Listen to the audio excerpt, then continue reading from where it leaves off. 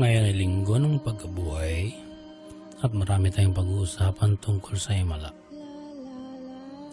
Sa ating linggo-linggong pagsasama ay patuloy tayong namumulat sa hiwaga ng dako paroon. Patuloy nating unawain ang lalim ng mga misteryo sa ating mundo at sa pinakamalawak na kayang marating ng ating mga guni-guni. Dito lamang tayo sa nag-iisang Science of Paranormal Radio Show, ang Kasindak. Kasama niyo po sina Benji Felipe at Derek Cacho sa paghahatid ng kwento at pagsagot sa mga tanong ninyo. Ang mga dapat abangan ngayong gabi: ano ang psychoacoustics? Ito ang ating paksa sa paranormal world. Alamin ang nakasisindak na pagkapaliwara natin kung hindi maitutuwid ang automated elections. Itutuloy ang ikatlong bahagi mula sa aklat ni Dr. Rene Azurin. 5 kasindak-sindak na karanasan ng mga taong himalang nabuhay sa bingit ng kamatayan, isa-isang ikukwento. Alam niyo ba na totoong may unicorn? Abangan ng paglalahad. At ano ang Atali Monster? Iuulat mamaya. Ang katangian ng mga babae ukol sa pagmasid sa kulay, alamin kung paanong madidevelop lalo na sa mga batang babae. Moon Village o isang kanayunan sa buwan. Sisimulan sa pamamagitan ng isang headquarters na ginagawa na ngayon sa buwan ang tabayanan ng kwento. Ano nga ba ang kinain ni Jesus Christ sa Last Supper nila ng mga apostoles niya? Bakit peke ang Shroud of Turin na sinasabing iyon ang tela na ginamit daw kay Jesus sa kanyang libingan? At ano ang bagong tela na may mukha rin ni Jesus? Lahat ito'y tuklasin mamaya lamang. Mas marami kaming sasagutin sa naiipong mga tanong tungkol sa panaginip at kababalaghan, at abangan ang inyong horoscope ngayong linggo. Sa lahat ng ating tagapakinig, pinapaalala namin ang website address natin sa Facebook page ay facebook.com/kasindak. Bago natin simulan ng lahat, kailan muna natin magdasal upang tayo gabayan.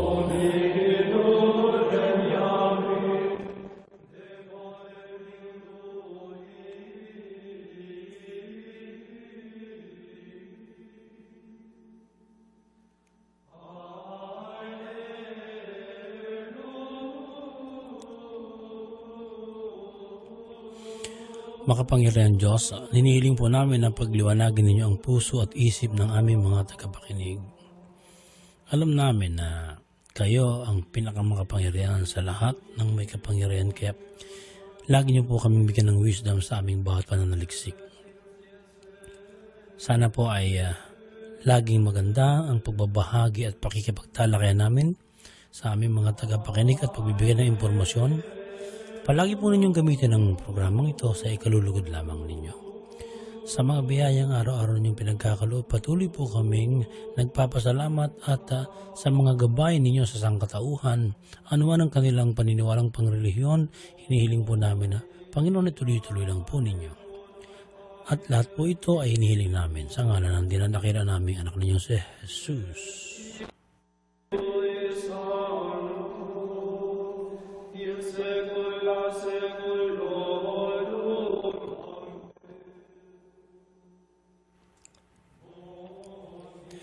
May 2 Italian archaeologist na matyagang pinagtahi-tahi ang pangyayari sa sikat na The Last Supper painting, kung saan kasama ni Jesus Christ ang kanyang mga apostoles. Ang gusto nilang malaman ay kung ano ang kinain ng gabing iyon nang sama-sama sila bago mag-fasting si Jesus sa hardin ng Gethsemane. Ang sabi ng archaeologist na sina Generoso Orchioli at Marta Berrocno, hindi gumamit ng mesa ang grupo. Kaugalian na noon na kapag kumakain sa sahig na upo at nagsasalo-salo at mayroon lamang mantel na pinakasapin.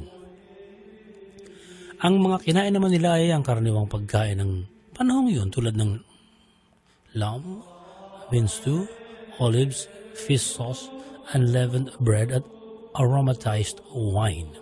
Pinagsama-sama ng dalawang Italian ng historical records sa Bible verses at Jewish writings at naghanap pa sila ng ibang mapagbabatayan bago nabuo ang kanilang teorya sa tradisyon ng mga Palestino sa panahon ni Jesus.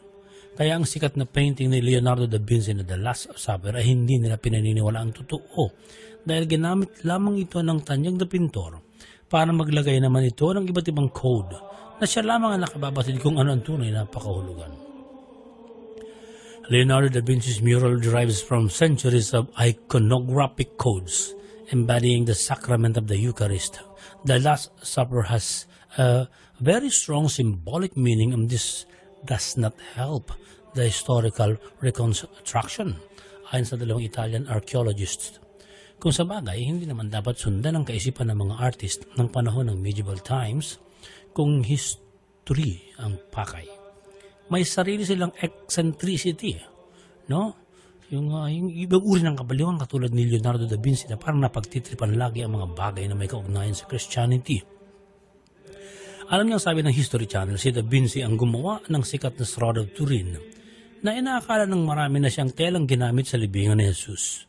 Kaya marami ang sumasamba sa telang ito dahil sa pag-aakalang dugo ni Jesus Christ ang nakatatak at mukha niya ang nababanaag sa telang ikinumot daw kay Jesus sa kanyang libingan. Sa panahon ng Renaissance, marami ang nais kumita at dahil sikat ang anumang religious artifacts o relics, pinipeke ng marurunong ang mga ganito. Sabi ng ilang dalubhasa, walang kinalaman sa pera ang ginawa ni Da Vinci. Mayroon din kasi noong mga eksperimento tungkol sa camera. The first camera in its development ay dumaan sa proseso ng karaniwang imbensyon. No? May idea pero hindi alam kung gaano ka-epektibo. Kaya tinuklas din ito ni Da Vinci. Ayon sa History Channel, ganito ang pagkakabuo ng mukha ni Jesus sa tela na pag-aaral nga na kanilang ginawa. Ang katsa ay ibinabad sa tubig na may tinunaw na silver salt. Pagkatapos ay pinatuyo sa kanilagyan ng kahoy na frame para hatak na hatak yung tela. Ipinasok ngayon ang tela na nasa frame sa isang kahon na dapat madilim ang loob. May maliit na bintana lang. Itatapat sa bintana ang isang eskultura. Halimbawa, yung mukha ni Jesus na nililok. Lalagyan ng salamin ang mukha sa pagkakalilok sa harapan at saka itatapat sa araw. Ang reflection ng mukha sa salamin ay tututok sa tela sa loob ng kahon at ilang oras na tatagal ang ganoon sa arawan. Parang may kaunting sunog na nalilika sa tela. At kung ano ang imahe na nasa reflection ay yun din ang lilitaw. Parang ang photography, di ba? Kapag tapos na ang takdang oras ng pagbilad sa kahon at sa tela, huhugasan ang tela ng ihi. Ang kaya namang tanggalin ng ihi ay yung silver salt o yung asin lamang. Pero ang tatak na nalikha ng sikat ng araw ay mananatili na bilang mantsa sa tela. Ganoon ang proseso ng pinakaunang kamera sa medieval period. Yun ang isa sa mga naging eksperimento ni Da Vinci. Kaya nga noong idaan sa forensic analysis ang tela, lumitaw ng 500 years ago pa lang ito. Hindi ba dapat kaedad ni Jesus ang telang ginamit sa kanyang libingan? Ang bagong development may isa palang tela na ginamit din daw kay Jesus at may tatak din ang kanyang muka. Sabi ng isang obispo na nangangalaga sa telang ito, noong panahon na mamatay na si Jesus sa krus ay ibinaba siya ng kanyang amang si Joseph. Kaugalian daw noon ang mukha ng namamatay ay tinatakpan ng tela. Kaya bago nila hinila ang bangkay ni Jesus ay tinakpan ng tela sa mukha. Dahil si Jesus ay nakataob nung kanilang hinila, ang lahat ng dugo at pawis sa mukha niya ay tumatak sa telang itinakip. May magandang dapat pag-aralan ngayon ng mga dalubhasa. Bakit kahawig ng patak ng blood clot sa tela ang blood clot sa Shroud of Turin? Sabi ng mga forensic scientists na sumuri sa sinasabing tela na itinakip daw sa mukha ni Jesus, umiidad ito ng 1,200 up to 1,500 years ago. Kung tutuusin, hindi rin kapanahon ni Jesus ang tela at pwedeng parehong peke ang mga ito. Kasi sabi sa kasaysayan na buhay si Jesus 2,000 years ago. Ngunit ang tansya naman ng iba, batay sa Biblia, na buhay si Jesus 6,000 years ago. Ay bakit magkahawig ang blood clot sa dalawang magkaibang tela? Dalawa ang teoryang pwedeng pag-aralan. Una, baka nakita rin ni Leonardo da Vinci ang blood clot sa telang itinakip sa mukha ni Jesus, kaya bilang artist, ginaya niya ito gamit ang dugo ng isang taong patay na ini-eksperimento niya sa oldest form of camera noon. Siyempre, kuhang-kuha ang blood clot at parang authentic ang Shroud of Turin kasi pintor si Da Vinci. Ang ikalawang teorya, baka mali ang forensic test sa mga telang ito at baka ng 6,000 years ago pa ang tela at baka nga dugo ni Jesus ang nakatatak sa telang ipinantakip sa kanyang muka. Pero ang Shroud of Turin ay takas ang masasabi nating peke dahil gagamitan lang natin ng common sense. Una, walang nakasulat sa alinmang religious writings na si Jesus ay inilabing na nakataob sa puntod at nakasubsob ang muka sa pinakabatong higaan niya. Sa halip, inilalarawan na siya ay inihiga sa kanyang libingan sa isang tipak ng bato na parang mesa. Kaya kung may tela na ikinumot sa kanyang pagkakahiga ay walang tatatak na dugo at pawis ng mukha niya dahil papatak ang dugo at pawis sa batok niya at hindi naman aakit ang anumang likido sa kanyang mukha at katawan para puwersahang tumatak sa tela. Samantala, kung ang telang itinakip sa mukha niya ay totoo, talagang papatak ang dugo sa tela dahil hinila nila si Jesus na nakataob. Doon talaga maaaring makalikha ng impresyon ng kanyang muka. Ngunit ano't ano man, ang pinakamahalaga, may tela o wala. Dapat na dinadakila natin si Jesus sa kanyang walang kapantay na pagmamahal sa sangkatauhan para wag sana tayong malihis ng landas. Sapagkat ang konsepto ni Jesus ng kapayapaan, katuwiran at pagmamahalan ay hindi basta sa tela lamang itinatak, kundi sa puso ni naman.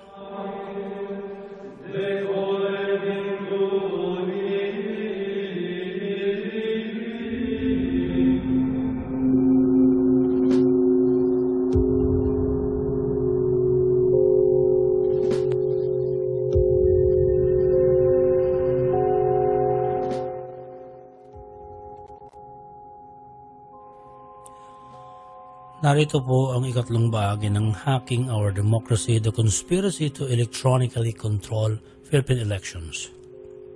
Sa patuloy nating pagtuklas sa mga nalalaman ni Dr. Rene Azurin na nilalaman ng kanyang aklat, nakikita niya ang negatibong hinaharap ng ating bansa. Sa tinalakay nating electronic dagdag bawas na 2 taon na lamang ang kikilos ay kaya talagang manalo ang gustong manalo. Ang kinabukasan natin ay nanganganib pa rin sa kamay ng mga mandaraya at gustong maghari. Kaya ang hamon ng mga taong nakauunawa sa teknolohiya ay kumilos ng maayos ang COMELEC. Pero kulang naman ang humiling lamang sa isang ahensya ng gobyerno. Kaya gumastos pa ang ilang concerned citizen para talaga may alternatibong ialok sa COMELEC na magiging batayan ng credible and transparent election. Ang grupong ito ay ang transparentelections.org.ph na pinamumunuan ng 4 na ulit na naging pangulo ng Philippine Computer Society na si Mr. Augusto Gas Lagman. 10 ulit na ring pinangasiwaan ni Mr. Gas ang NAMFREL counts sa mga nagdaang elections natin. Kasama niya sina dating COMELEC Chairman Christian Mansod at Philippine Internet Society President Dr. William Torres. Nagpanukala sila na ang tamang eleksyon sa ating bansa ay transparent ang counting at canvassing, pero electronic na ang operations para mabilis. Sa ngayon ay machine ang bumibilang ng boto at ang pinagkakatiwalaang softwares na gamit sa pagbibilang ay hindi na katiwa-tiwala para maging credible pa ang resulta. Lalo pat ang mismong nananalo sa bidding na Smartmatic ay marami ang nilalabag sa batas. pero sila pa rin ang humahawak sa automated elections. Simple ang panukala ng transparentelections.org.ph. Kayang-kayang gawin pero ayaw tanggapin.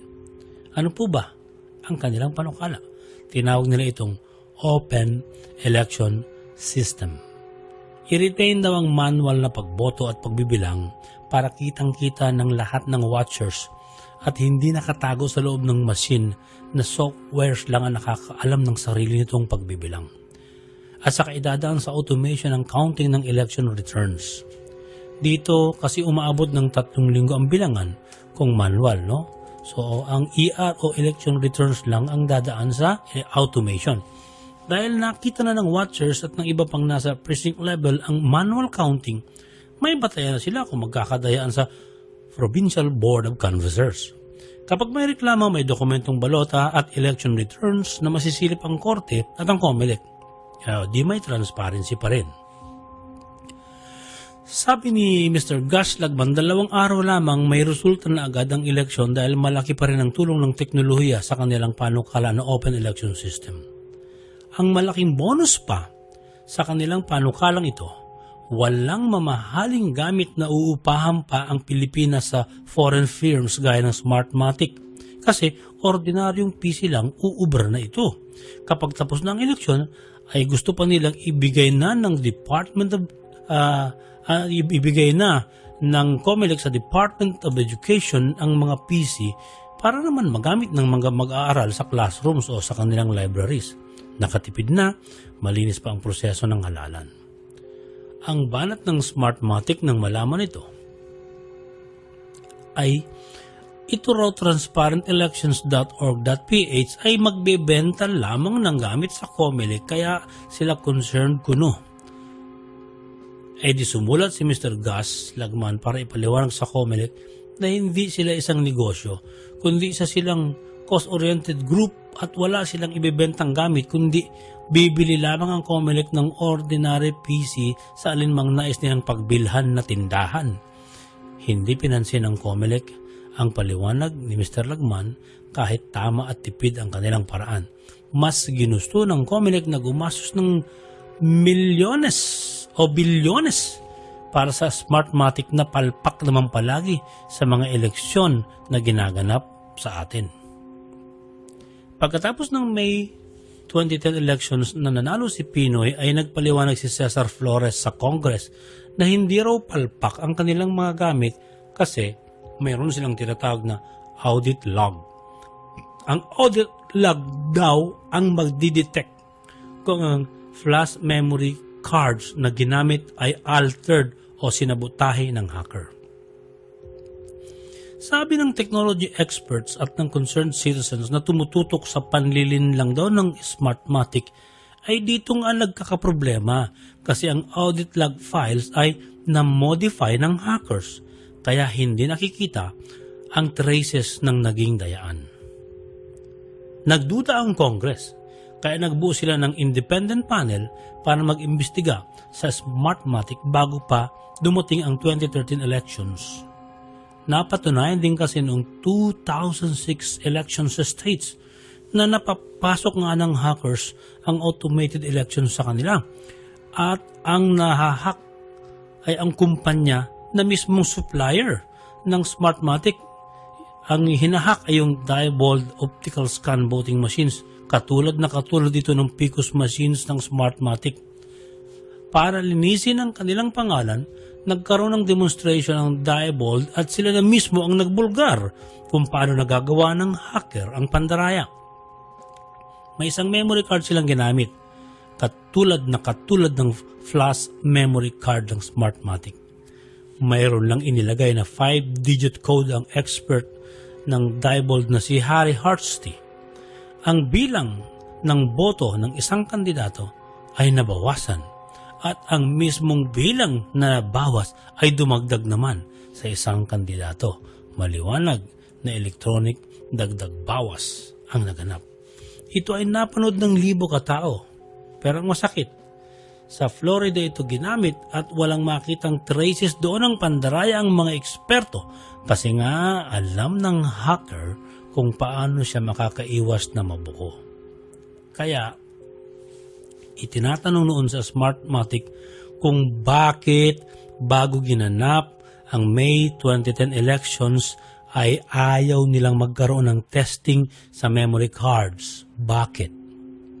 Bakit din nga daw nagpa-recall ang Smartmatic at Comelec ng 76,000 memory cards noon at ang 76,000 memory cards na ito ay dinala sa isang planta sa Cabuyao, Laguna.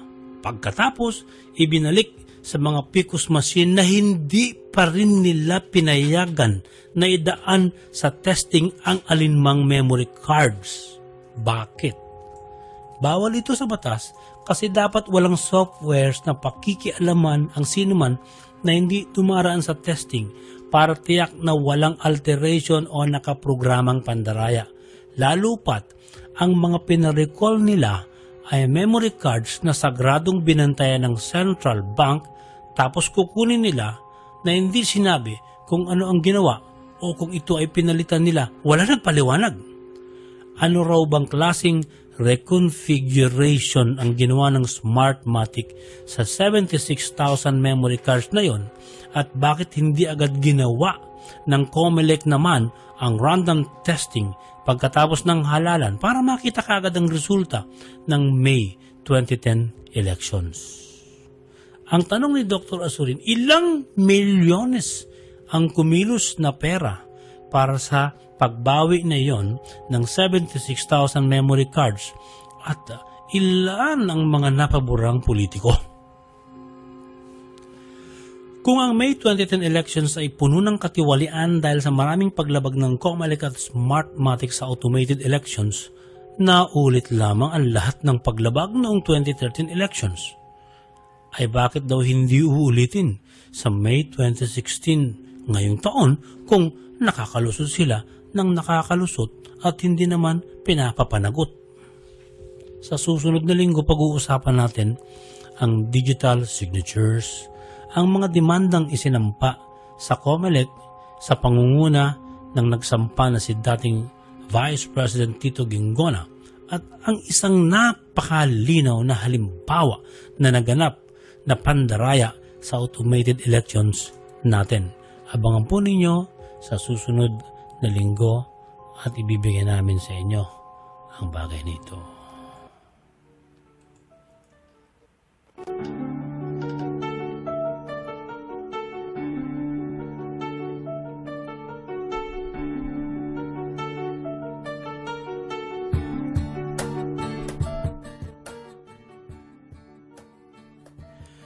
Magbibigay kami ng mga paliwanag sa ilang terminolohiyang ginagamit natin sa mundo ng paranormal para higit na mapadali ang ating talastasan. Ano ba ang psychoacoustics? Ito ang ipaliliwanag sa atin ni Derek Cacho. Sa aming pagtungo sa isang paaralan para magmasid tungkol sa sumbong ng mga kabataang mag-aaral doon na may multo raw. Isa sa kalat na kwento ay tungkol sa bumubulong na kung sino man sa 4th floor ng isang gusali. Pinag-aralan namin ng aking mga kasamahan sa V2 Project na sina Paul, Jewel, Von, Bern, Ronaldo, Christine, Tulip at Sir Adam kung ano ba ang anomalyang iyon. Ang unang natuklasan namin ay paredolya lamang ang multo ng babaeng nakikita sa 3rd floor tuwing magagabi na. Paredolya ibig sabihin ay kahawig lamang ng white lady pero hindi naman kasi kurtina lang. Nahahaluan ng maling akala kasi ang orientation na ng mga estudyante sa kanila ay tuwing magagabi lilitaw na ang babaeng multong nakaputi. Ang totoo pala, kapag nasa ground floor ka, titingalain mo ang 3rd floor sa hindi kalayuan.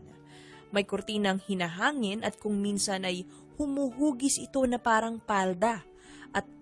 At may parang ulo na lumilitaw kasi bunga lang pala ito ng source of light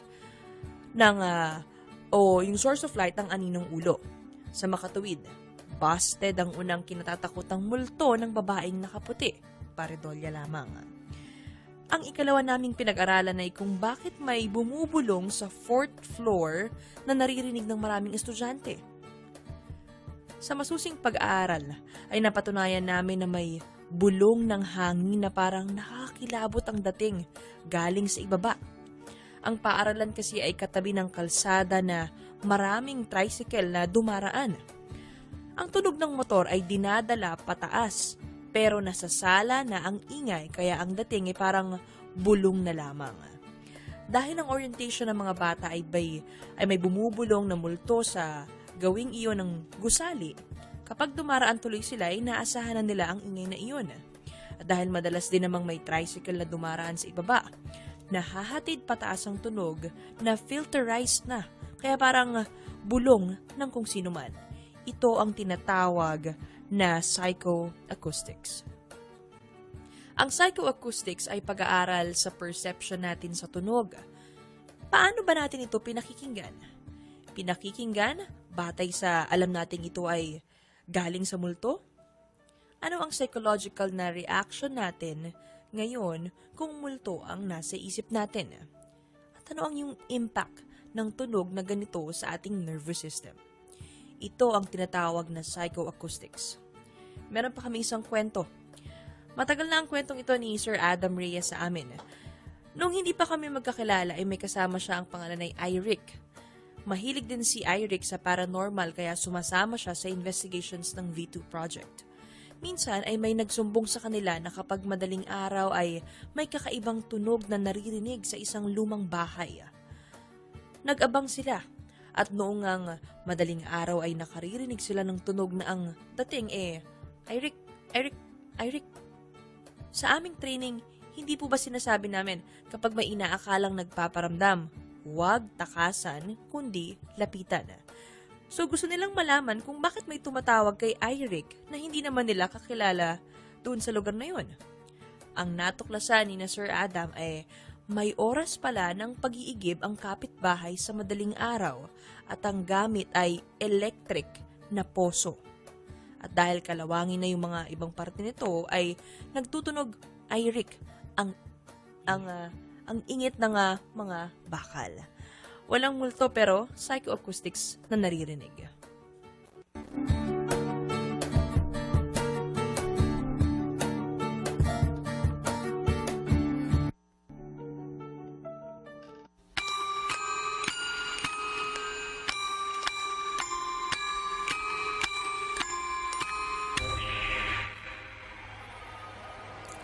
Sa nais magnegosyo sa tamang paraan lumugar, i-text ang pangalan at address sa 0920-9030601. Ito ang Royal Business Club. Marami ang hindi natakot sumubok kaya ngayon asinsado na sila. Huwag po kayong matras kung gusto niyong unlad. Handa kaming tumulong sa inyo. Kakausapin kayo ng kasama natin si Benedict Agabaw. I-text ang pangalan 0920-9030601. Tatawagan niya kayo upang magkatulungan po tayo. May nakikita ba kayong multo? May nararamdaman kayong sumasalit na espiritu sa inyo? Meron ba kayong panaginip na nakakatakot? Nakakita na ba kayo ng UFO? Kung inisip niyo may maligno sa bahay niyo, i-like ang aming Facebook page, facebook.com/kasindak facebook.com/kasindak. Magkwento kayo ng detalyado. Walang iwanan. Sasama namin kayo. Aarukin natin ang lalim ng naiengkwentro ninyong kasindak. Sintak.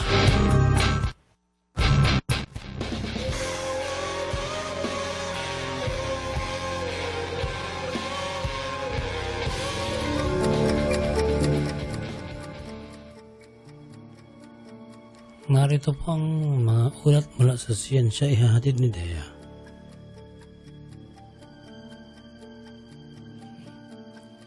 Sa loob ng 6 na taon lamang ay makakabuo na ang mga scientists ng base o headquarters nila sa buwan ayon ito sa US Space Agency na NASA. Kung may base na sila sa taong 2022 ay makakabuo naman sila sa taong 2030 ng Moon Village. Ang maganda raw, noong ginawa nila ang Apollo project at gumastos ang United States ng $170 billion, samantalang ang kanilang gagastusin lang sa paglagay ng base sa moon ay $10 billion lamang. Sabi ng NASA astrobiologist na si Chris McKay, for a variety of very good reasons, it is time to go back to the moon, this time to stay, and funding is no longer the main hurdle. The presence of a government base is also the presence of a customer on the moon, a factor that can stimulate the development of services, supplies, and technology to the benefit of all. Dagdag pa niya. Samantala, may tunay na unicorn na nabuhay sa mundo at hindi pala ito kathang-isip lamang.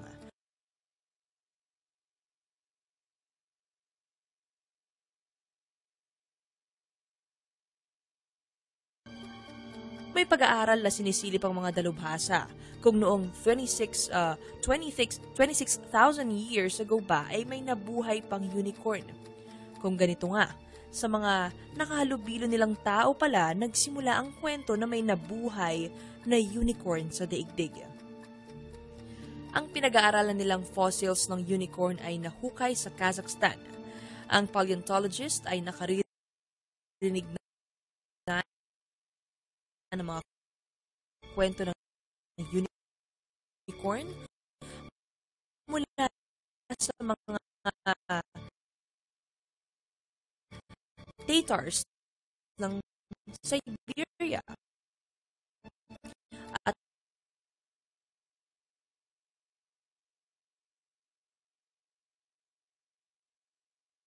kayang buhatin ng sungay kung hindi isasakay sa sledge. Sabi ng mga dalubhasa, kaya nangawala na ang unicorn ay dahil sa na ipinangalan sa collector na si Francis Tully. Kakaiba sa lahat ng nilalangang monster na ito kasi ang itsura ay parang drawing sa mga cartoon show. Noong 1958, natuklasan ni Francis ang creature na ito na nabuhay pala 307 million years ago sa isang bahagi ng karagatan sa Illinois. 5 dekada na ring pinag-aaralan ng mga dalubhasa kung ano ba ang dapat itawag sa uri nito. Kasi weird ang itsura kaya walang classification silang maisip. Parang mahabang torpedo ang katawan ng Tully Monster. May mahabang tuka sa unahan na may sipit ng alimango. May nakabalagbag na nakapatong sa gitna ng buto. Ang butong ito na parang kawayan ay may mata sa magkabilang dulo. Sabi ng paleontologist na si Victoria McCoy na taga Britain University of Leicester, I would rank the Tully Monster just about at the top of the scale of weirdness. Pero alam na raw nila kung saan ito dapat ihanay sa Animalandia Kingdom. Ito raw ay pinagmula ng lahi o kalahi ng eel o igat na nabubuhay sa dagat man o sa tubig tabang. May picture po ng ganitong uri ng hayop na makikita ninyo sa ating Facebook page, www.facebookpage.com/kasindak. Samantala, may babaeng kakaiba ang kakayahan sa pagmasid sa mga kulay. Hindi raw ito taglay ng siya ay pinanganak, kundi nagkaroon ng mutation o na-develop ang kakayahan niyang makakita ng maraming kulay na hindi karaniwan sa isang tao, gaya ng rainbow o kulay ng bahaghari. Ang artist na si Concheta Antico ay may ganitong kakayahan na napatunayan sa eksperimento. Kaya siya binansagang The Woman with Rainbow Vision dahil tinataglay niya ang tinatawag sa siyensya na tetrachromat. Apat ang color receptor niya sa halip na 3 lamang gaya ng marami sa atin. Sabi ng mga siyentipiko, karamihan pala sa mga babae ay kayang magkaroon ng tetrachromat o ito yung abilidad na maging 4 ang color receptor. Pero dahil nga hindi nila ito alam o hindi pinapansin ay hindi nagagamit ng lubos. Kailangan daw ang training para ito magamit ng kababaihan, taglay nila na superhuman color vision. Sa eksperimentong ginawa kay Antico, sinamahan siya ng isang walang tetrachromat o normalang vision at isa ay tetrachromat. So silang tatlo, sabay-sabay na sinubukan sa mga pagmasid sa kulay. Malayong kakayahan ni Antico sa dalawa, kahit nang isa ay may taglay ring tetrachromat. Ang conclusion ng mga dalubhasa, bunga ito ng pagiging artist ni Antico. Dahil sanay na siya sa paggamit ng iba't ibang kulay, kaya nga na-develop ang kakayahang magkaroon siya ng 4 sa halip na 3 na color receptor. Sa tamang training daw ay may enhance ang vision ng maraming babae na may tetrachromat. Kaya sa mga magulang na nakikinig, pwede niyo pong turuan na ngayon pa lamang ang mga batang babae habang lumalaki. Gumamit sila ng maraming uri ng kulay at turuang mag-drawing. Kapag nakakita na sila ng rainbow, baka ma-develop nila yung kakayahang ito. May picture si Conchetta Antico na i-upload namin mamaya sa ating Facebook page.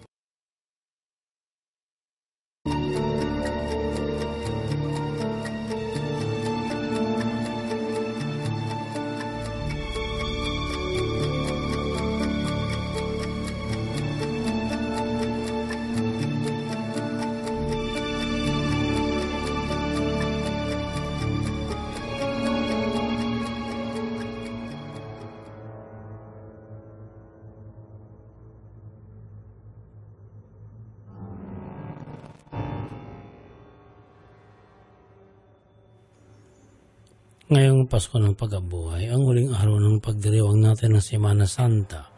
Pero sa mga nagdaang araw, marami na naman ang naniwala sa himala na dala raw ng Biyernes Santo. Uso yung nagpapataga o nagpapabaril, pero hindi sila tinatablan. Hindi naman lahat ng himala nagaganap sa Biyernes Santo lang. At hindi lahat ng himala na ipaliliwanag ng siyensya. Mayroon tayong 5 kwento ng mga taong dumanas ng maituturing na himala. Pagkatapos ng karanasang kasindak-sindak, isa-isahin natin. Una, ang lalaking naipit sa ilalim ng tubig sa loob ng halos 3 araw. Si Harrison O'Kenny ay naging cook sa isang tugboat. Kung kailan pa naman malapit na siyang ikasal, ay may naganap noong May 26, 2013. Habang may catering sila sa tugboat, doon muna siya at naghihintay. Kinaumagahan pagising niya, may malakas na along humampas sa kanilang sinasakyang barko. Lumubog ang tugboat at 100 feet below ang nahimpila nito sa ilalim ng dagat. Nang oras na yun, naka-boxer short lang si Harrison dahil maliligo pa lang sana siya para nga asikasuhin ang kanyang trabaho. At nasumpungan niya ang sarili na nasa madilim na bahagi sa ilalim ng karagatan. Naghanap siya ng paraang makakita ng ilaw. Nang makakita siya ng flashlight, naghanap siya ng soft drinks at ilang tools.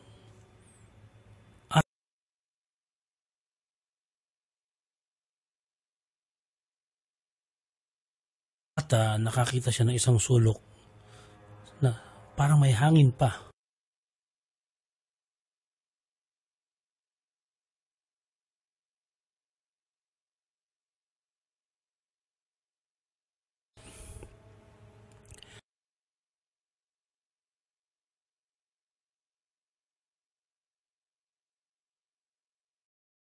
Ang mga pating at barakuda, yung palang bangkay ng mga kasama niya.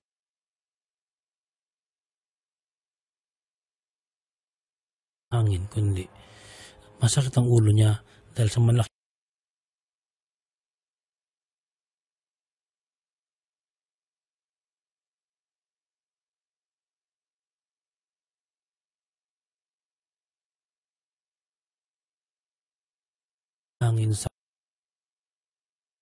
hangin sa kanyang kinaroro. Ilang oras lamang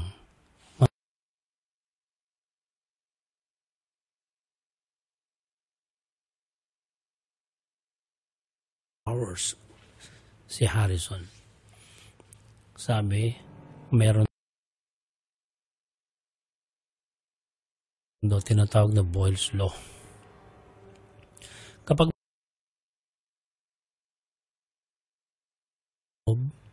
ng tubig, mas marami ang oxygen. Kaya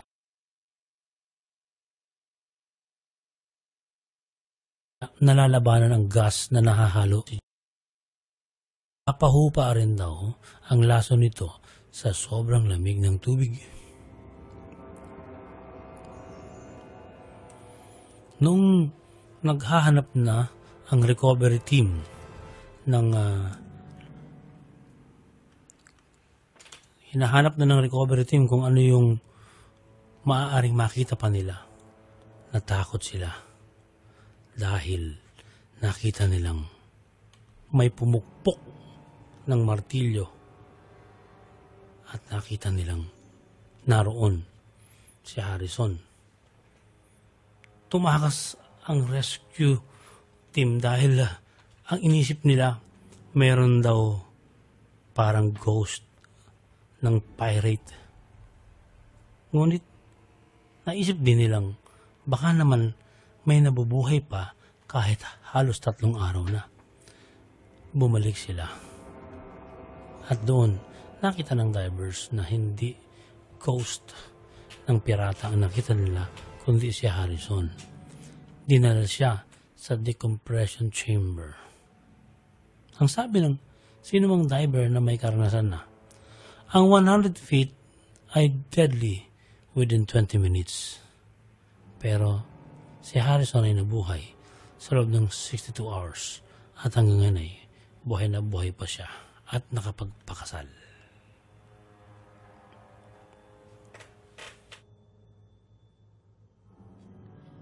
Ikalawa, ang lalaking sumakay sa buhawi.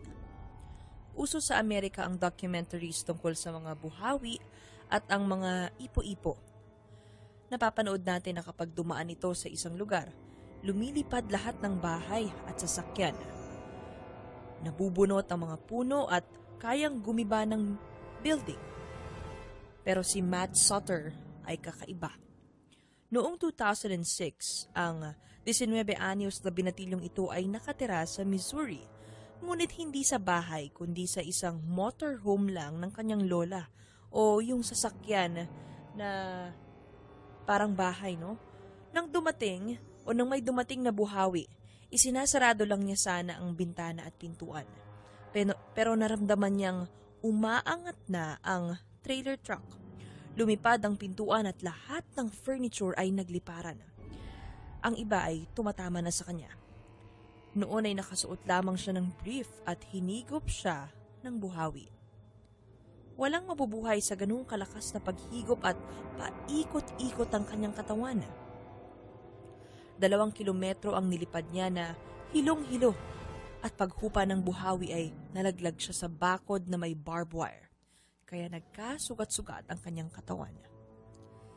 Sinukat ng mga taga-National Weather Service ang haba ng distansya ng binagsakan niya at ito ay 1,307 feet. Ito rin ang pinakamahabang kasaysayan ng tao na tinangay ng isang buhawi at ibinagsak sa isang bakod na walang malalaking pinsala sa katawan. Pero noong 1955, merong isang 9 anyos na babae ang nabuhay rin nang higupin siya ng buhawi at tangayin ng 1,000 feet ang layo. Pero kasama niya noon ang kanyang maliit na kabayo. Ang ikatlong kaso ng himala, ang batang nabuhay sa plane crash at nabuhay sa kabundukan. Noong February 19, 1979, ang batang si Norman Allstat Jr. na 11 taon pa lamang ay kasama na nakasakay sa eroplano ng kanyang ama sa Big Bear Mountain sa Southern California. Meron silang piloto at kasama din nila ang girlfriend ng kanyang ama na si Sandra. Ang kanilang Cessna plane ay tinamaan ng malakas na hampas ng snow, yung tinatawag na blizzard. Bumagsak sila 8,600 feet. Namatay agad ang kanyang ama at ang piloto. Nabuhay ang girlfriend ng kanyang ama na si Sandra, pero putok ang bungo nito at nakausli ang buto sa balikat. Hindi sila nahanap ng rescue helicopter kaya ang pwede lang nilang ikabuhay, bumaba mula sa napakataas na bundok. Pero si Norman, mula pa pala nung maliit, ay sinasanay na ng kanyang ama sa buhay, sa forests at sa mountains. Kaya sanay siya sa lamig at sanay mapagod kahit na mahaba ang nilalakbay. Kahit bata pa. Hindi niya iniwan si Sandra nang magpasya si Norman na bumaba ng bundok. Kahit na mabigat ito'y hinihila niya, pababa para isalba. At nang dumaan sila sa isang bangin, magkahawak sila ng kamay. Pero dahil sugatan, nakabitiw si Sandra. Walang nagawa si Norman, kundi pagmasdan na lamang ang girlfriend ng kanyang ama habang nahuhulog sa tiyak na kamatayan. Sa edad na 11, mas matibay pa ang puso niya kaysa ordinaryong mama. Nagpatuloy siya sa pagbaba sa bundok nang walang takot at hindi alintana ang hapdi ng lamig kasi wala naman siyang baon na guwantes. Nang makita niyang matigas na ang inaapakan niyang bahagi ng bundok na puno ng snow, kumuha siya ng mga sanga ng kahoy. Ginawa niyang ski. Ikinabit niya sa kanyang sapatos at kumuha siya ng 2 kaputol na sanga para mabilis na makababa. Nag-ski. Hindi may paliwanag ng mga eksperto kung paano nangyari na ang ordinaryong sapatos ay naging madulas para kay Norman nang gamitin niya sa yelo. Kaya 9 na oras lang, mabilis siyang nakababa. At naisulat niya ang libro tungkol sa karanasang ito na pinamagatang Crazy for the Storm. Ika-4 ang mag-amang inanod ng tsunami. Noong July 9, 1958, toneladang bato ang lumagpak sa Lituya Bay sa Alaska. Lumikha ito ng napakalaking alo na ang taas ay 1,720 feet. Ang tsunami na ito ay nila napaparating ang napakataas na alon at sumasabog ang mga dinaraanan nitong puno. Hinagisa ni Howard ang kanyang anak ng life vest at sinabing, magdasal na lang tayo. At saka nilaklak ni Howard ang alak na baon niyang whiskey. Pero hindi sila nilamon ng dumaang tsunami kundi ang nangyari. Ang kanilang bangka ay umibabaw at nalagot ang kanilang anchor. Kaya kasabay sila ng mabilis na tambo ng tsunami na 600 miles per hour.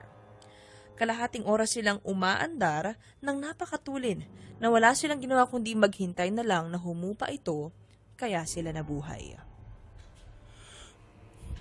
Ito ang nakasisindak ding karanasan. Ang 6 na lalaking tumayo sa pagsabok ng atomic bomb.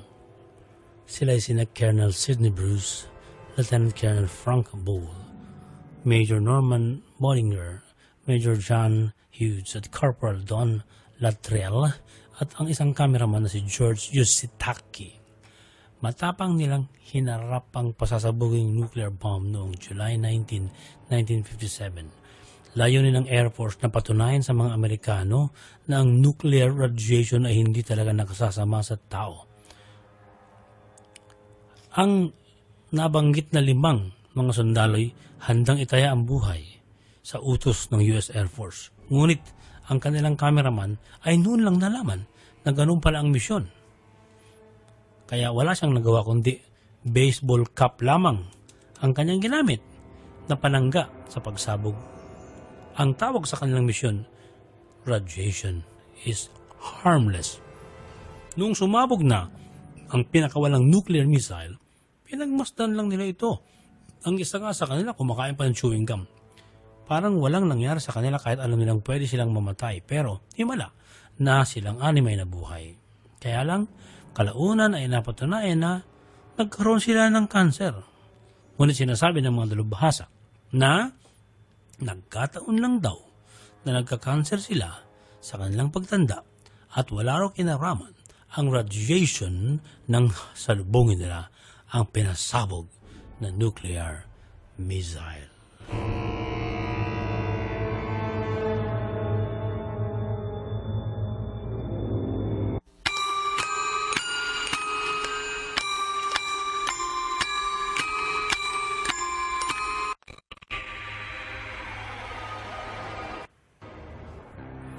Sa nais magnegosyo sa tamang paraang po lumugar, mag-text sa 0920-903-0601. Kokontakin kayo ng kaibigan natin si Benedict Agabaw. Ito ang Royal Business Club. Marami ang hindi natakot sumubok kaya umasenso sila. Huwag kayong matakot kung gusto nyong umunlad. Narito na po ang unang bahagi ng pagsagot sa mga panaginip at kababalaghan. Sabi ni Leo Caldet Arenque, Sir Benji, na-topic nyo na po ba ang ages of soul? Anong majority of souls ang nasa Pilipinas? Infant, baby, young, matured, old? Anong sa palagay nyo? Ang sagot sa tanong mo ay, ang lahat ng kaluluwang gustong manatili sa ating daigdig, anuman ang edad, ay naririto lamang sa ating paligid. Bakit sila nananatili? Dalawa ang mahalagang dahilan. Una, may problemang hindi nare-resolba kaya humihingi ng tulong. Pero takot naman ang karamihan sa multo kaya hindi maunawaan ang minsaheng pinapaabot nila. Ikalawa, gusto lang nilang manatili dahil mahal pa rin nila ang mga ari-arian at ang mga mahal sa buhay na naiwan. Kaya hindi nga sila dapat katakutan kahit sila'y multo na. May tanong po ako tungkol sa panaginip. Nasa isang comedy bar ako, ang katabi ko sa table, umiinom at tawa ng tawa at ino-operate kami ng mga komedyante. Ano ang ibig sabihin?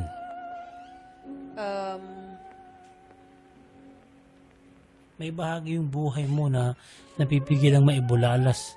Kaya sinasabi ng subconscious mind mo na ilabas mo ang nasa loob mo. Si Rico Mante Hadilla. Sabi ni Rico Mante Hadilla, Ma'am Dea and Sir Benji, ask ko lang yung tungkol sa panaginip ko na tinanong ko daw po ang ate ko na kung may ipon daw po ba ako na pera.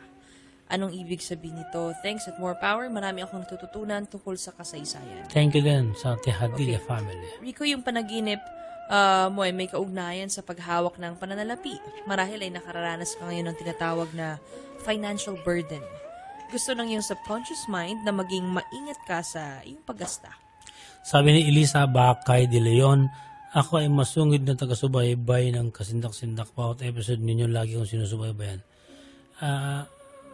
Pakicheck ang topic na ito. Laki ako sa lola ko sa Tingloy, Batangas. 47 years old na ako at naikwento niya sa akin na pag namatay daw po ang tao after 3 days na siya ay nasa lupa, pag akit niya sa langit, meron siyang dadaanan na bukal na lulusong siya doon. Pag ahon niya, limot na nila kung ano man ang nangyari sa kanila sa lupa. At hindi nila gusto yung bumalik muli. Mr. De Leon, walang scientific explanation ng ganitong sabi-sabi ng matatanda. Kina niya pag may reincarnation, naaalala ng mga kaluluwang nagbabalik ang kanyang nakaraan. Mali yung sinasabi na mayroong bukal na bumubura sa lahat ng alaala na pinagdaanan ng tao noong siya namatay.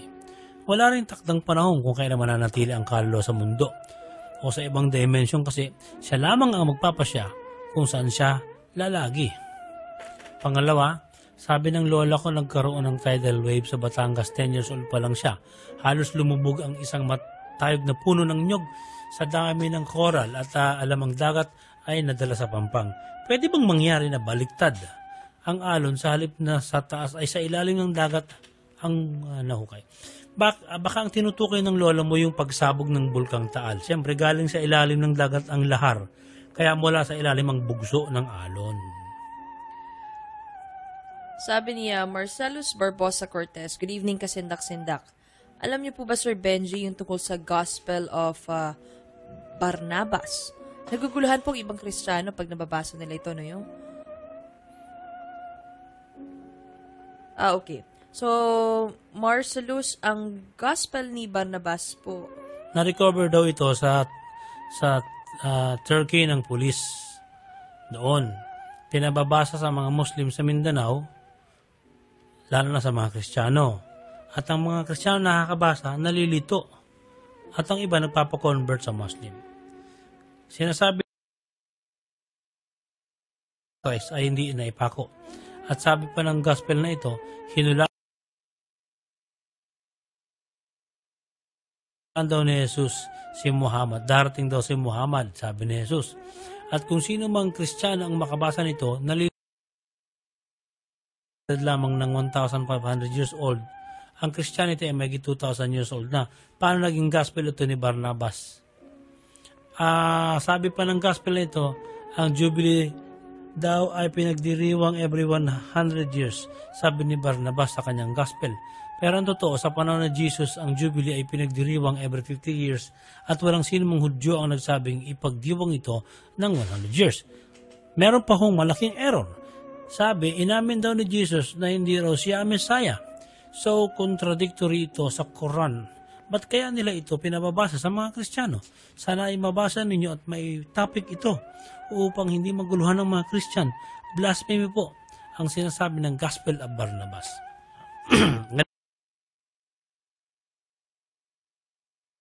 Ganito yan, no? Pag-aaralan muna namin kung ano ba yan. Ang malinaw dyan, may ibang layunin yung nagpapakalat, no? Ang sabi ng iba, hoax ang Gospel of Barnabas. Pero sabi naman ng iba, siya ay naging apostol din, pero hindi natin siya kilala. Wala pang konkretong katibayan na siya nga ay mula sa panahon ni Jesus kung totoong naging tao si Barnabas.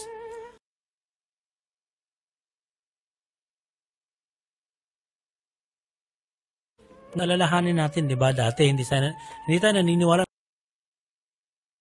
naniniwala na may hindi sinama sa Bible na gospel ni Mary Magdalene. Pero napatunayan nag-i-exist pala ang mga ganitong panulat. Kaya nakalilito talaga ang aral na sinasabi lamang ng mga pare at mga pastor. Kasi nga, sila mismo, maaaring ayaw nilang ituloy yung pagsaliksik sa mga lumang nakasulat o kung tinutuloy mo nila yung pananaliksik, hindi nila gustong ibulgar sa kanilang mga kasapi kung ano yung natutuklasan nila.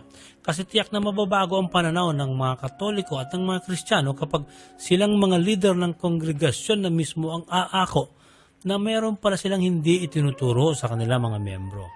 Ang pinakamabuti dyan, Marcelos, ikaw na mismo ang manaliksik. Sayang, nawawala na nga po yung aming aklat na The Lost Years of Jesus Christ. Hindi ito nabibili sa Pilipinas, pero pinagbabawal daw kasi ng simbahan na mabasa natin. Pero kung mayroon po kayong kamag-anak sa abroad, baka makapagpahanap kayo, The Lost Years of Jesus Christ. Isa pa, magbasa ka ng Gospel of Mary Magdalene, magbasa ka ng Gospel of Judas Iscariot, magbasa ka rin ng sinasabing Gnostic Gospels. Ang Gnostic na ito ay yung secret poems na tumutukoy kay Jesus na ibang-iba ang sinasabi at paglalarawan kay Jesus kumpara sa sinasabi sa Biblia. Sa pananaliksik po, mapagkukumpara natin ang nagdaang kasaysayan. Tiyakin nyo lang ninyo na ang sinasaliksik ninyo, mayroon naman talagang tamang origin. Marami pong mga hukay na kasulatan sa Dead Sea, yung tinatawag na Dead Sea Scrolls. Kung may pagkakataon kayo, basahin nyo lahat yun at makikita nyo doon na marami pang hindi isinama yung mga religion na nag-exist ngayon. Ang tanong natin, bakit hindi buuhin lahat? Dahil meron na silang doktrinang pinasimulan mababago lahat. 'Di ba? Kung hindi man sila magsisinungaling, paano nila babaguhin ang lahat ng ito sa mahabang panahon? Yun na ang pinaniwalaan. Takot sila sa pagbabago. Have a blessed day sa inyo at itago na lang niyo po ako sa pangalang Simon. Tatanong ko lang yung panaginip ng girlfriend ko. Nandun daw po kami sa bahay ng kaibigan namin. Tapos, alam daw niya, buntis siya. At ako raw, tahimik lang po. Biglang sinabi niya sa panaginip, gabi na, gabi na. Kaya ayun, umuwi na po siya. Natatakot daw siya noon kasi baka malaman po ng nanay niya, kaya dumiretso siya sa kwarto niya. At pag upo po niya sa upuan, may dugo. Pagkatapos po nun nagising na siya. Sana po ay mabasa ninyo at masagot. Avid listener ako ng Kasindak-Sindak. Marami po ako natututunan sa inyong programa. Simon, yung panaginip ng iyong nobya ang may kaugnayan sa nangyayari sa inyong relasyon sa ngayon. Nagkakaroon na kayo ng closer connection, no? Gayunpaman, suriin mong mabuti yung estado ng inyong relasyon sa waking life. Mukhang may mga plano kayo na hindi natutupad o may mga nangyayari na hindi naman inaasahan. Sabi ni Michelle Ann Gemong Galaduria. Magandang gabi kasintak-sintak. Pwede bang ikwento nyo ang tungkol sa sundalo na nag-teleport? Ang sundalo na nag-teleport ay si Gil Perez, ano? Nasa Intramuros, Manila siya noon. 15th century yata. Bilang isang gwardiya sibil. Ay bigla siyang naglaho habang nakasandal sa isang pader. Namulat na lang siya. Naroon na siya sa New Mexico. Nung una, hinalaan na siya may sa demonyo. Bakit bigla lang siyang lumitaw sa Mexico, no? Pero napatunayan na meron palang naganap na teleportation. Pero, may malaking pero, Michi. Lumipas pa kasi ang 5 dekada bago na itala ang kwentong ito. Kaya may mga kaunting duda ang ilang eksperto dahil 50 years ang lumipas bago niya kinuwento, no? Pero ang teleportation naman ay scientific. Ito yung disintegration of body particles o pagkalusaw ng lahat ng kabuuan ng katawan at reintegration sa ibang lugar o pagkabuong muli ng nalusaw na katawan at dumipat bigla sa ibang lugar. Parang magic pero totoo, no? May pinag-aaralan ngayon na bagong teknolohiya para igawa ang teleportation. Tagumpay ang unang eksperimento kasi maliit na bagay lang yung pinalipat nila mula sa isang mesa patungo sa isang mesa na hindi nila inahawakan. Teleportation din yun. Tinutuklas ngayon ng mga dalubhasa kung magagawa na kaya nila ito sa hayop. Pagtagumpay sa hayop, sa kalaunan kaya magtagumpay na tao mismo ang magte-teleport. Abangan natin yan. Sabi ni Laura Ramos, good evening. Bakit po ba ang ibang tao pag uminom ng tubig may tumutunog sa lalamunan pero ang iba wala? Ano po ba ito at anong ibig sabihin? Laura, kaya mong patunugin ang pag-inom mo kung gusto mo kasi may friction na pumapasok sa liquid na iniinom natin sa ating lalamunan. Kung gusto mong patunugin. May tanong pa siya, totoo po bang may duwende? Kung meron, bakit sa Pilipinas lang meron? Bakit halos bata lang ang gustong paglibangan? Sabi ng aming guro na si Adam Reyes, may mga taong iniisip nila nung sila'y nabubuhay pa, sana maging duwende ako, sana maging tikbalang ako, sana maging sirena ako. Ganun. Sa kanilang kamatayan, pag sila'y nagbabalik bilang kaluluwa, nagmamanifest ang duwende o ang anumang uri ng mga kasama o karakter sa Filipino mythology na gusto nila. Yun ngayon ang nakikita natin o yun ang nagpapakita sa atin. Sa madaling salita, kaluluwa pa rin pala sila ng mga taong namatay, pero iba yung itsurang lumilitaw. May tanong pa rin siya. Sa lahat po ba ng nilalang, ang tao lang ang may pusod? Hindi naman. Tingnan mo yung pusa at saka yung aso ninyo kung meron. May pusod sila, no? Sabi niya, sana masagot niya ang mga tanong ko. Nag-stay tuned po. Sindak. Maraming salamat po sa Ramos family at congratulations kay Laura Teresa Ramos. Ibigay mo nga muna din sa kanila ang horoscope natin sa linggong ito.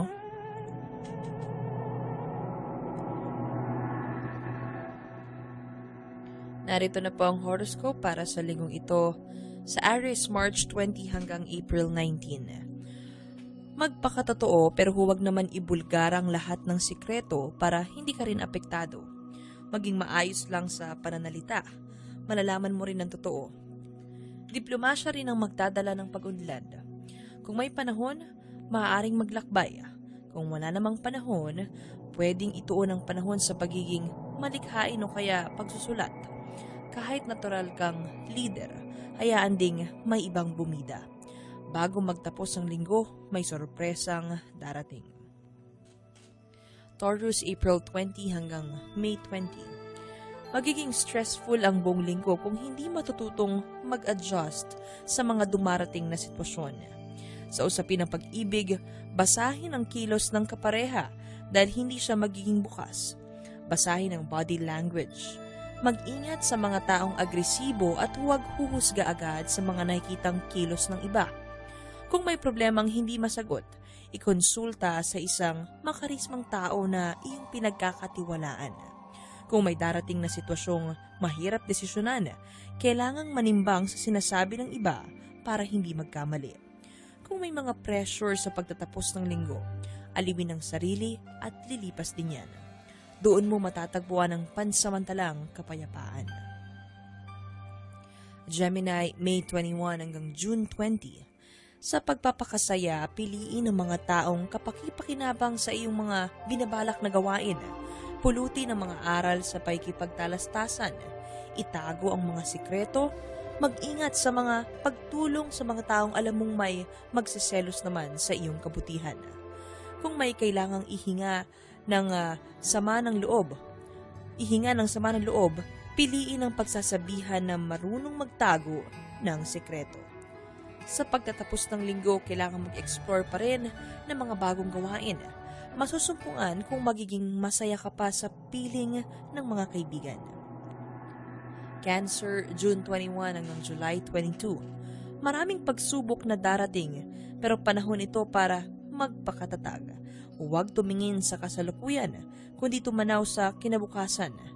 Maraming komplikadong planong mabubuo sa pagtatyaga. Kinakailangan ding magpahinga, pero hindi nangangulugang ito ay pagsuko. Kailangan mo lang maghinay-hinay dahil may mga stress na darating. Kung may mga pagkakataon, maglagak ng pera sa pagkakakitaan, ito ang tamang panahon. Magkakaroon ng pagtatalo sa usapin ng relasyon, kaya dapat maging balanse. Ang kapareha mo ang dapat sumuporta ngayon sa halip na siya ang dapat pagbigyan. Huwag hayaang maapektuhan sa tsismis ng iba.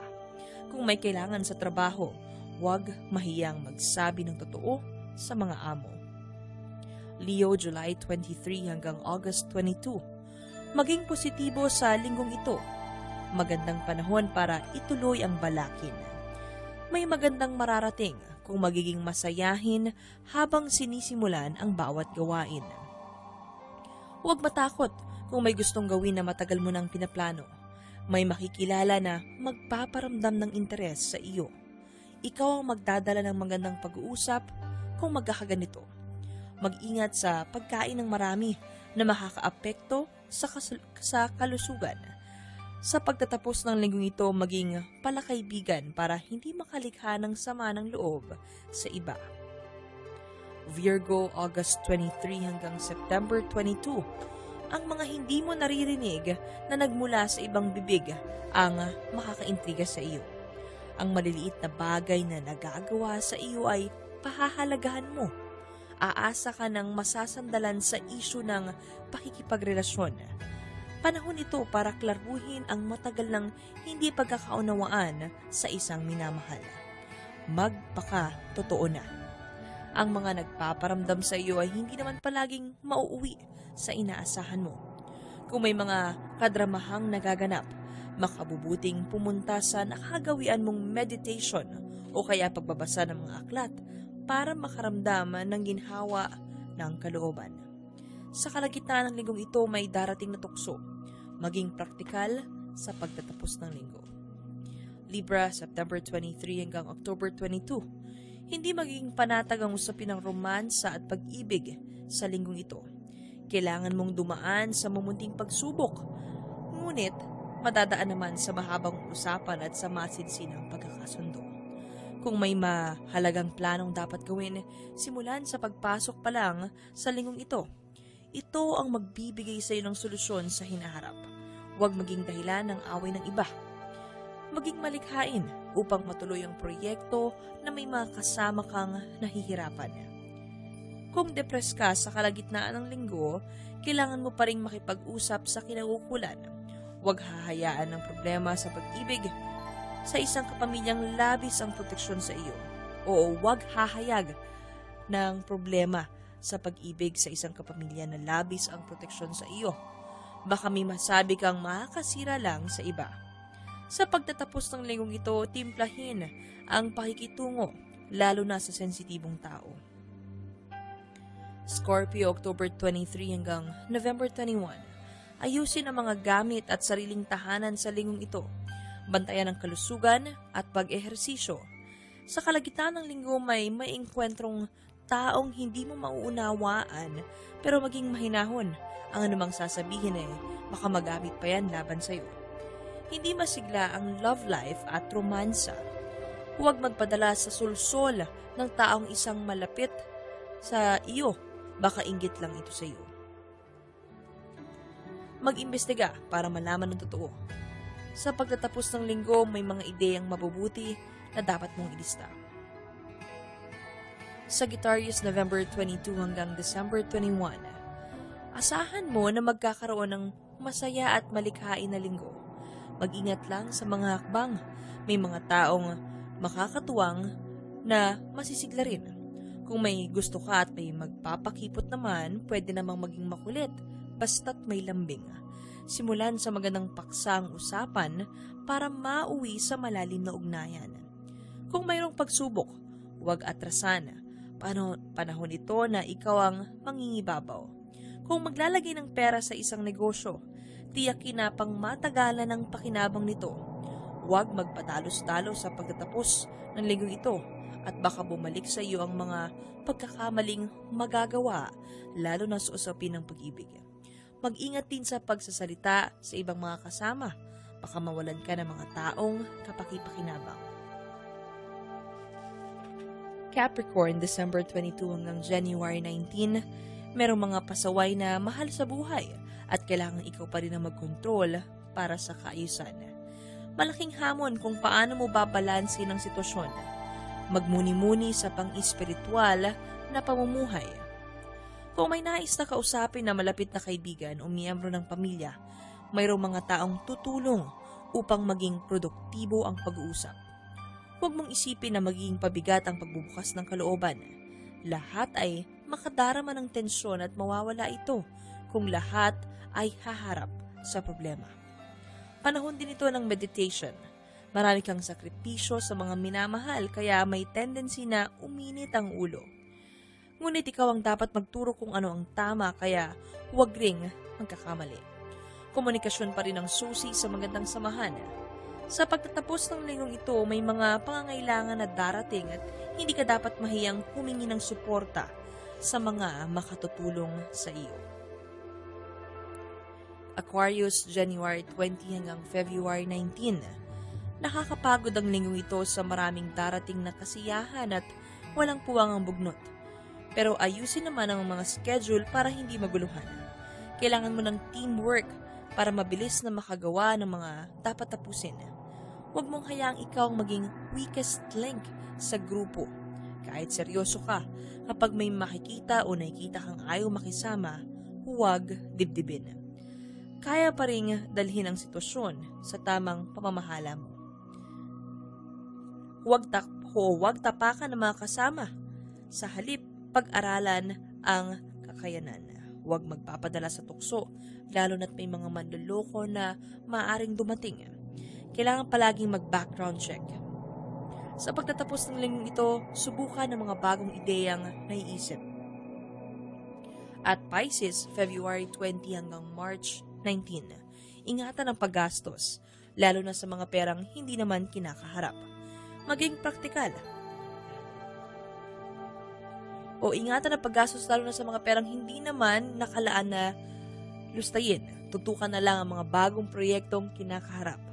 Maging praktikal, pakipagsosyalan. Makatutulong ang mga ito sa iyong propesyon. Sa pakikipaghalubilo sa ibang tao, makakilala ng mga taong may pakinabang sa iyong binabalak na mapagkakitaan.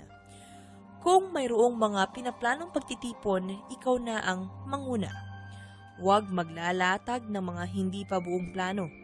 Sayang lang ang panahon. Kailangan masasagot ang lahat ng tanong bago sumulong sa mga bagong proyekto. Kailangan din may personal na kontrata ang bawat kasunduan. Siyasatin ng mga personal na gamit at ayusin ang inventory. Sa pagtatapos ng linggong ito, mag-isip ng bagong ideya para kumita ng extra, pero mag-ingat sa mga taong gustong sumama sa proyekto. Kung may mga bagong makikilala, magpakita na lang ng kabaitan.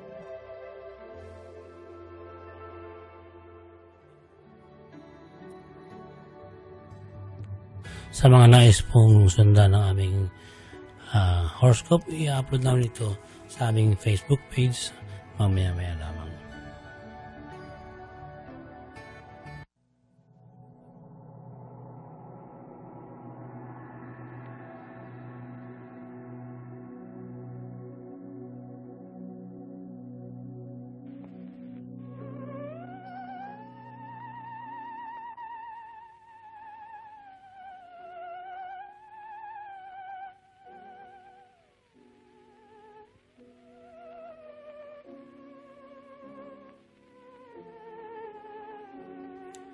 narito ay ikalawang bahagi ng mga tanong ninyo tungkol sa panaginip at kababalaghan.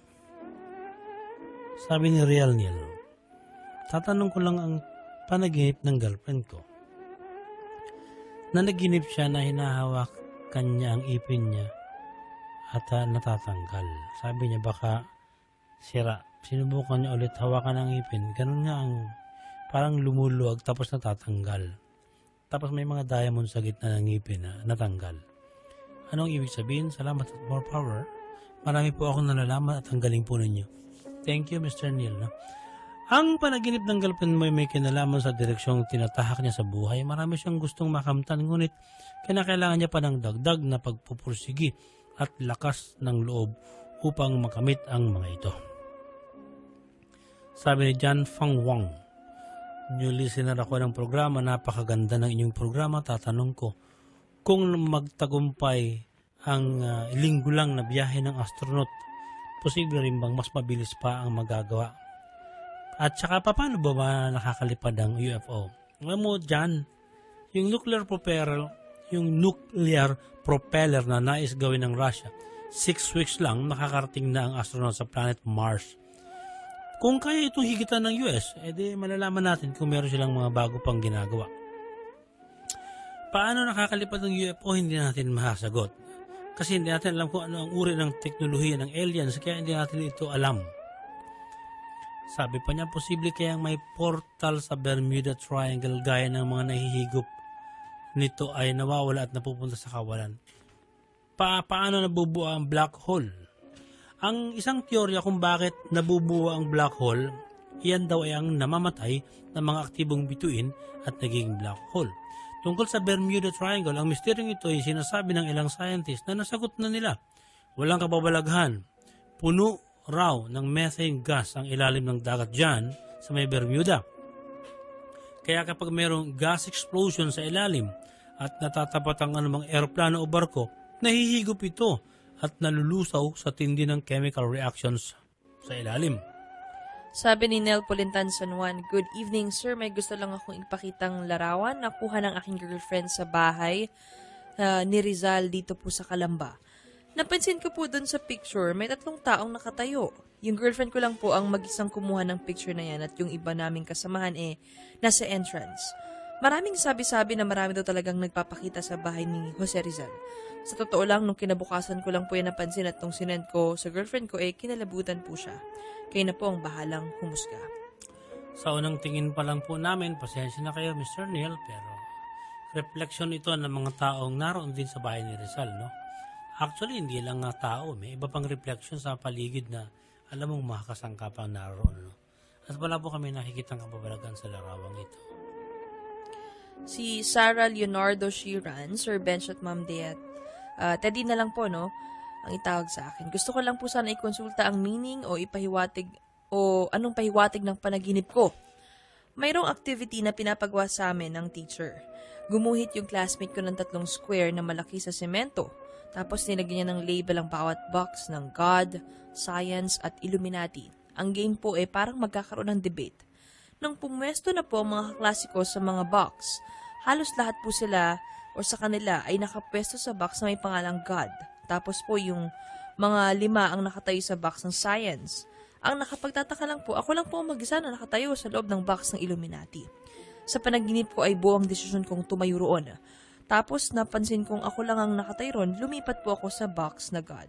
Tapos ang sabi ko po, dito na nga lang ako, parang napilitan na lang ako. Okay. Yung panaginip mo, Teddy, ay nagpapahiwatig tungkol sa napakaraming tanong o gulo sa isip na yung nararanasan sa ngayon, no? Habang gano'n ang mga eksena sa panaginip mo, may marahil ay sa huli mapagtatanto mo na yung mga unresolved issues mo sa iyong waking life. Magkakaroon na rin ng linaw ang lahat ng mga tanong mo, bunga nga na pagkakaroon mo ng malawak mong pag-iisip. Ayaw niyang sabihin ang pangalan niya. Good evening, Ma'am Dea at Sir Benji. Pwede ho bang itapik niyo yung deep web? Bakit bawal i-search? Alam mo, maraming tatanong tungkol dito, pero napag-usapan na natin ito Parang walang halaga para sa amin na ulit-ulitin kasi wala naman talagang saysay. Si Alma Ramos, good evening. Napanaginipan ko po yung dati kong amo na seaman po yung asawa niya. Sinabi niya kami, pati pamilya niya sa barko, o sinama niya kami, pati pamilya niya sa barko kung saan doon po siya nag-work bilang seaman. Nagtataka po ako bakit napakasikip namin doon sa loob ng barko. Nagpaalam ako sa kanila na kailangan ko magpaalam sa magulang ko para hindi na sila mag-alala. Nagtaka po ako bakit buhay pa yung papa ko. Magkasama sila ng nanay ko samantalang patay na nga ito. Bumalik na po ako ng barko, ganun pa rin na masisikip pa rin kami sa loob. Nang napatingin ako sa labas ng tubig, nakapalibot po sa amin at nasa gitna na kami ng laot. Takot na takot ako kasi parang nararamdaman ko may kakaibang mangyayari kasi pataas ng pataas yung tubig.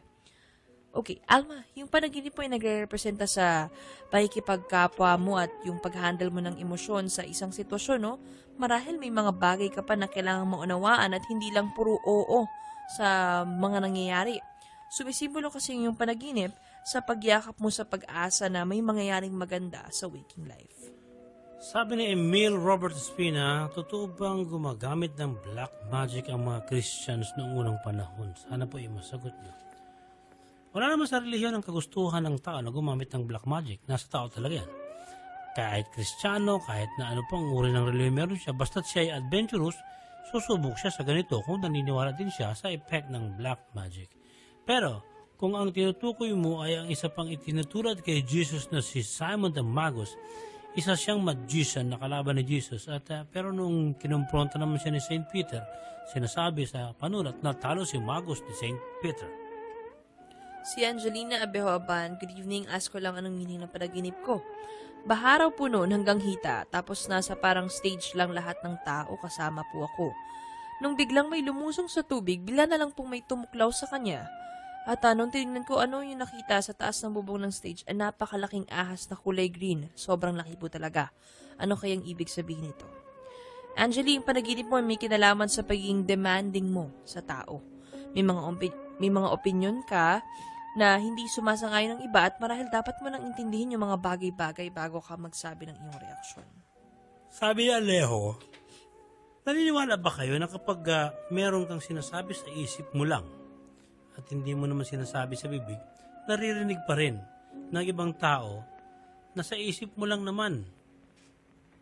Ano ho ba ang tawag doon? Maraming beses na kasi akong tataka na sabi ng friends ko, salita daw po ako ng salita, pero hindi naman bumubuk ang bibig ko. Sa isip ko lang ako nagsasalita, naririnig nila o nababasa nila nasa isip ko. Parang ang weird, no? Parang hindi ka panipaniwala. Kung may malakas na telepathic bonding ang dalawang tao, kaya nila magkaunawaan sa isip lamang. Baka yung mga kaibigan mo, Alejo, matagal mo nang kakilala at meron kayong telepathic bonding. Happy listening muna sa Secret Gothic Society, sabi ni Noel de la Cruz. Si Mark De Castro, good evening sa lahat ng bumubuo ng programang Kasindak-Sindak. Isa po ako sa inyong taga-subaybay, no? Nais ko lang sanang mabigyan ng linaw ang aking panaginip. May dala po ako po ay may dala para mamingwit at nasa baybaying dagat ako. Hinahabol po ako ng puting baka at mahaba po ang sungay niya. At nakapasok po ako sa isang bahay at binangga ito ng bakang humahabol sa akin. Nawasak po yung bahay at saka ako nagising. Sana po ay mabigyan yung linaw yung aking panaginip. Okay, Mark, yung panaginip mo ay ang paghahanap po ng magandang sinasabi sa iyong mga yung compliment no, na gustong mong marinig sa mga tao sa iyong paligid. So, yun yung palagi mong gustong mangyari. Indikasyon din ito na gusto mo palaging na-overwhelm sa mga ginagawa mong proyekto sa waking life. Sabi ni Glenn, good evening Kasindak-Sindak. Pakitopic naman po yung 11-11. Almost 1 month na akong napapatingin sa oras na ganito ang oras. Iniisip ko noong una, coincidence lang, pero halos araw-araw na. Minsan yung cellphone ko, pagtingin ko ba 11-11, nakaka-paranoid na. Isa pa, meron akong gustong iparating sa kwento. Meron bang gustong kumausap sa akin na angel? Kasi minsan may nahulog na brown feather sa harap ko. Nung tumingin ako sa taas, wala namang ibon. Imposible magkaroon ng balahibo kung walang ibon. After 1 week, green feather naman ang nadaanan ko sa isang pasilyo. wala namang activity o program, magtataka ako, saan galing ang kulay green na feather? Glenn, ang structure na 11 at 11 ay nakakatawag talaga ng pansin sa mata natin kasi kahit manipis lang to, parang bakod na matatag ang dating. No? Walang kababalagan dyan. Optical attraction lamang yan at matagal na namin itong tinalakay, walang kababalagan sa 11-11. Ang feathers na nakikita mo dala yan ng hangin. Kung walang ibon sa paligid, sa ibang lugar nang galing yan, sa ibang lugar naroon ng ibon na mga nalalagas ang balahibo. Alam mo, magaan ang balahibo eh. Kayang ilipad ng hangin kahit na malayo ang pinanggalingan. Si Archie Mulong, anong ibig sabihin ng panaginip ko na pinapakita raw sa akin ng mahal ko yung hawak niyang yosi? Hindi naman po kami dalawa nag-yosi, no? Salamat at sana'y masagot ninyo. Archie, yung panaginip mo ay indikasyon na nais mong protektahan ng iyong sarili at iniiwasan mo na magkaroon kayo ng konfrontasyon. Marahil may kinalaman niya ito sa issue mo at ang iyong mahal sa buhay. Sabi ni Renz Mendoza, good evening, nakikinig po ako lagi sa inyo at alam nyo tinatakot yung sarili ko at napupuwit ako kapag Lunes. Maaari bang ma-feature nyo ang kwento na may CCTV footage pa sa elevator sa Elisa Lam? Mm-hmm. Alam nyo, 2 beses na po namin kinuwento sa Elisa Lam, no? Kaya parang siguro sa ibang panahon pa natin ito ulit ikukwento sa inyo. Sabi ni Eric Batalla Pedelino, kasindak-sindak, last 2010 at 2011, first time ko kayo napanood sa TV. May nagsabi kasi sa akin, nakaklasmate ko nung high school. Pero ngayon, graduate na ako ng college, sa radyo ko na lang kayo naririnig. Pwede bang ibalik yung program sa TV para makita ko ulit kayo? Lagi ako nakikinig, salamat. At marami po ako natututunan. Eric Pedelino, maraming salamat sa pag-appreciate mo sa amin pero magkasos ang television production. Mas maganda rin talaga kung ang inyong imahinasyon ay kasali sa ating bawat paksa sa pakikinig lamang. Kung may visual talaga na dapat kayong makita, hindi naman po kami nagpapabaya, pinapakita naman namin sa Facebook, www.facebook.com/kasindak. Huwag na nating hangar yung TV program. Pagka kami nalugi, mawawalan tayo ng trabaho. Si April Rose Alaan, Sir, 1 year na ako nakikinig ng programa nyo. Sobrang ganda ng kasindak-sindak. Thank you. Nakakamangha po kayo. At marami akong natututunan. Salamat. Ask ko lang, anong ibig sabihin ng panaginip kong naglalakad po ako tapos parang wala pong dulo ang nilalakaran kong kalye. Salamat at more power. April, yung panaginip mo ay naglalarawan na hindi mo na napangahawakan ng realidad sa kasalukuyan. Makabubuting hinahinay mo na sa mga ginagawa mo. Ito yung sinasabi ng iyong subconscious mind. Sabi ni General Carl Diaz, good evening kasindak-sindak, ano po ang clairvoyance? Ang clairvoyance ay ang katangiang nakikita ang bagay na wala sa harapan mo o nahuhulaan mo ang magaganap o nagaganap na pangyayari kahit wala ka naman sa pinangyayarihan. Pero nagkakaroon ka ng clairvoyance kasi nakikita mo lahat. Okay? Si Jessa Bell Osnan, good evening. 2 linggo pa lang po ako nakikinig sa inyo, pero grabe. Okay, na-amaze na ako sa programang Kasindak-Sindak. Tanong ko lang yung panaginip ko. Kasi po noon, palagi kong napapanaginipan yung crush ko. Totoo po bang kapag napapanaginipan mo yung crush mo, napapanaginipan ka rin niya? God bless po sa inyong programa. Salamat. Well, Jessa, depende kasi kung crush ka rin niya, no, maaari kasi mag-manifest ito no? Pero maliit yung chance na mapanaginipan yung isa't isa. Ngunit, may tinatawag na mutual dreams. Ito yung pareho kayong aware sa panaginip kasi inaasahan ninyo na magkikita kayo o mag-uusap sa panaginip. Minapractice ito para mangyari at dapat pareho kayong aware na gusto nga ninyo ito. Sabi ni Rica May Batas Pelicano, good evening, kasintak-sintak. Ang tanong ko, totoo ba na tuwing Good Friday, pagsapit ng 3:00 ng hapon, bawal ng maligo? Pakibate ang aking mga kapatid na laging nakikinig sa inyo, Rica May, Alaysa at Rochelle Pelicano. Taga Valenzuela po kami at more power sa kasintak-sintak. Rica, marami ang nagsuswimming kapag Biyernes Santo kasi ito lang yung mahababang bakasyon sa mga nagtatrabaho na. Bakasyon din ito ng mga estudyante, no? Pero bakit hindi sila napapahamak kahit nagsuswimming sila? Kasi ang pananampalataya hindi lang sa Semana Santa dapat isinasa puso. Dapat araw-araw. Maubos na po ang oras natin at napapagod na. ang kasama nating si Aaron. Masyado nang mahaba ang overtime ni Aaron Tolentino at kailangan niya magpahinga. At tayo naman po ay magpapahinga na rin. Maraming salamat sa sumusubaybay palagi sa kasintak-sintak. At salamat din sa kasama nating si Derek Adjo. Thank you kay Lynn at Ed Policarpi ng Lotus pa, kay Utol Rene at Banji Pitalbo. Thank you kay Ana Manansala, kay Harold Pangit at ang Bandang Pritora at si Ferdy Gomez. Nakikinig yan dyan sa Mahogany, dyan sa Tagaytay. Maraming salamat kay Paring Budyo at Maring Mer dyan sa Mulawin. Hanggang sa susunod, ang inyo pong lingkod si Benji Felipe nagsasabing palagi tayong magdasal, palagi tayong pagpapalain ng poong may kapal.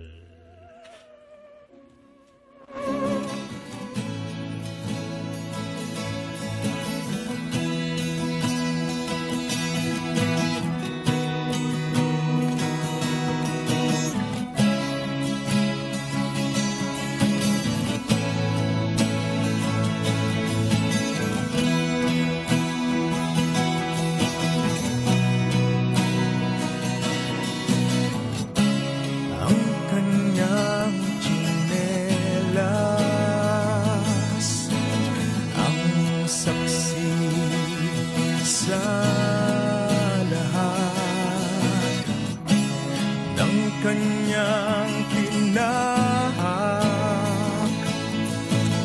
ang daang malubak sa rupok ng swelas. Siya'y nagpagkatatag at naging huwarang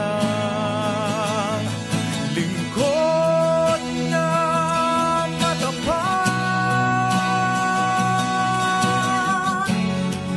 Ang kanyang tsinelas kasamang sumukat sa taong mayaman, maging sa mahirap, sa mahabang lakad, walang nangarap na tayo'y gabayan sa buhay na payak. Diyos mabalos manoy, maraming salamat. Pilit mo, inuwid liko naming landas. Di kayang burahin ni alat ng dagat. Mong babad sa mabuting palad, ang di pa matuto sa aral mong lantad. Chinelasin mo ko, konsensyang matigas. Ang kanyang tsinelas napudpod sa gasgas na walang sinayang sa pagtak ng oras. Akbang na kaibigan, sabay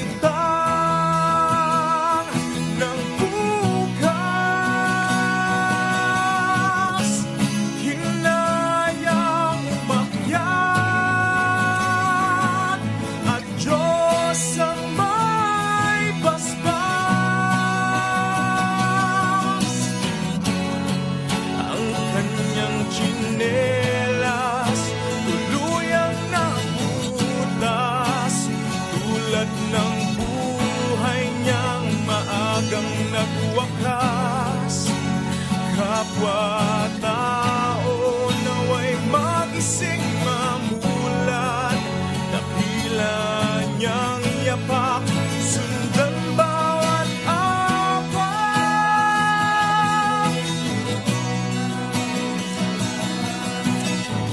Pilit mo, inuwid liko naming landas, di ka